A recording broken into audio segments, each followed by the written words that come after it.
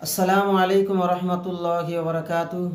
সম্মানিত মুসলমান ভাইরা এবং বোনেরা এবং সুবিবেক সম্পন্ন মনুষ্য জাতি, আমরা ধর্মীয়ভাবে মুসলিমদের পরিচয় 5 ওয়াক্তের নামাজ, একটা বিশেষ পরিচিতি।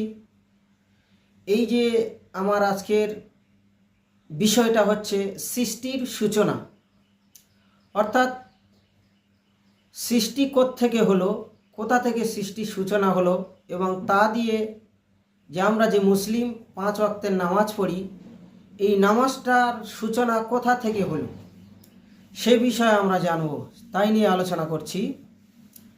আল্লাহ রাব্বুল আলামিন সর্বপ্রথম তানার হাবিব মুহাম্মদ আরবি সাল্লাল্লাহু আলাইহি ওয়াসাল্লামকে তানার পবিত্র নূর দিয়ে সৃষ্টি করলেন।